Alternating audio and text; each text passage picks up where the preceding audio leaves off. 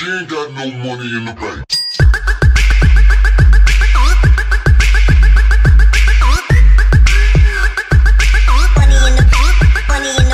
Is going on, guys? Jack here, and I am back with episode 23 of my Swansea City career mode. And as you can see here, Montero does pen a new 60k a week deal. If you want to pause and read the article, by all means do it. I'll basically read it out for you now. Last night, Swansea City confirmed that Jefferson Montero penned a new deal at the club. The Ecuador international has had an impressive season under new manager Jack Baker and seems to have been awarded with a wage increase. Montero's most memorable game this season was the individual performance against Manchester United with 2 strikes. And basically the article does go on. But guys, if you are enjoying the series, make sure to smash that like button. I would very much appreciate it. And also, if you are new around here, why not hit that subscribe button too? If you want to see more from me, make sure you follow me on Twitter, link in the description down below at Jack95Gamer. Without further ado, let's get ready for the FA Cup tie against Reading.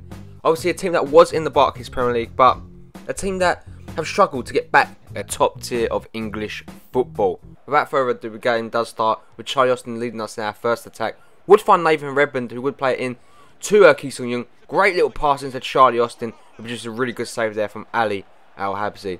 Cork onto the ball would find Jonjo Shelvin now. Just a few minutes later, a great start here from the Swans, as we would actually find Taylor, who puts the ball into the box, would find Austin with the header, but Al-Habsi does punch clear. Vidra onto the ball now, the former Watford man will get onto the ball, drives into the box, crosses it all the way in to find Orlando Sarr. What a save that is from Northerfield there. Luckily, he did actually save that, because I don't know how on earth Orlando Sarr missed that. But now Reading continues to put pressure on the Swans. Another header is saved by Northerfield, who's looking very good in net as of late. As Obiti now tries to beat his man down the wing, puts it all the way into find Vidra again, I do believe.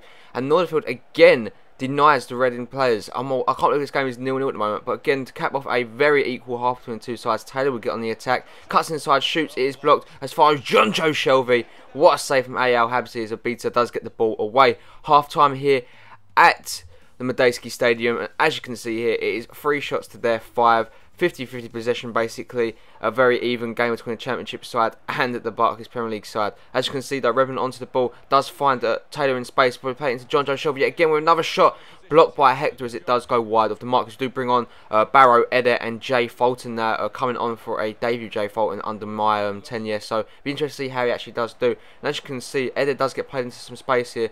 Just 9 minutes left to go in this game. It's going to be a very late goal if it is going to come, as we would find Fulton. Fulton does hit into Jack Cork. Cork lines up a shot from range just wide of the mark, but from a resulting free kick, the ball comes into the box from Redmond, finds Charlie Austin, and it is a goal. What a finish that is from Austin, and that is a very, very important goal for the Swans as we go 1-0 up with literally no time left to play.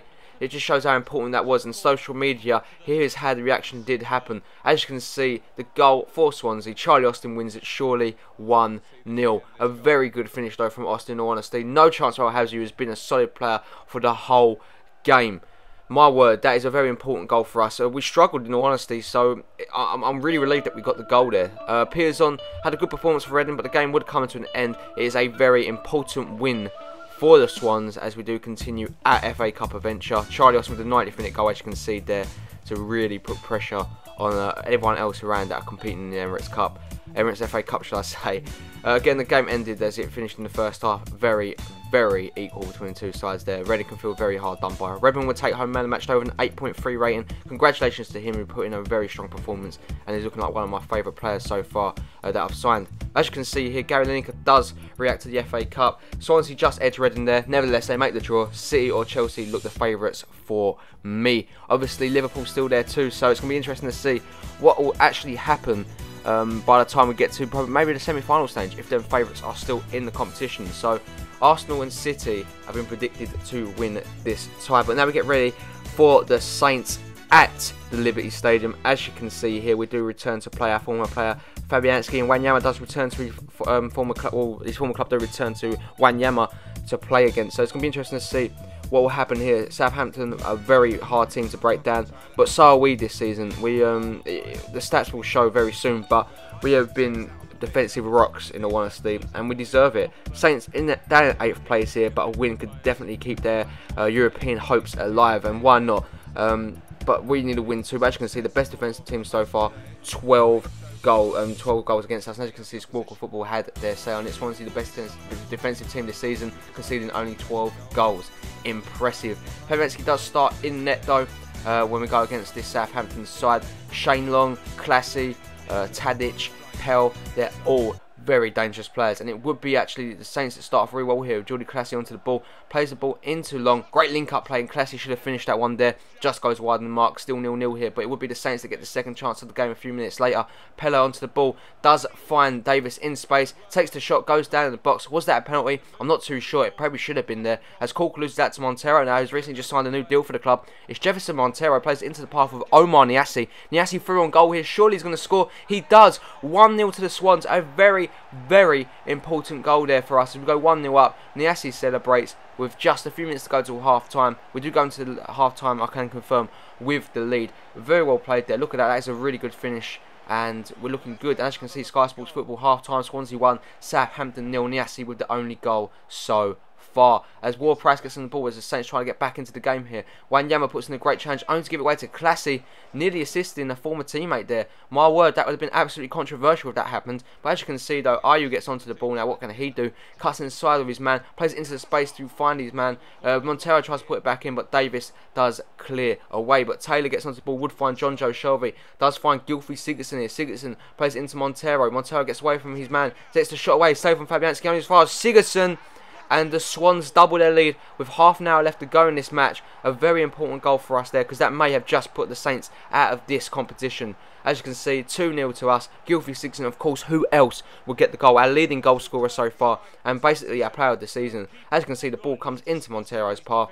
That gets his shot away. Great save from Fabianski, but another great header though from Gylfi Sigurdsson to keep the game at 2-0 and well in our reach and in our favour. 3 points could definitely be coming home to us. 7 goals in the BPL this season for Gylfi Sigurdsson. Congratulations to him, who's continuing some really good form. But as you can see, John Joe Shelby went down under a challenge there, and we have to be forced into a change now. Hopefully he's not out for too long. We have to wait and see. We are forced into a change though, and Matthew Grimes comes on for John Joe Shelby. See how Grimes can do. He was on the bench especially for today, so this is his debut. Let's see how he does. So Jay Folan and Matthew Grimes have all made their debuts for the club so far. As the ball comes in, only Cork will get his head to that with a head of Wanyama.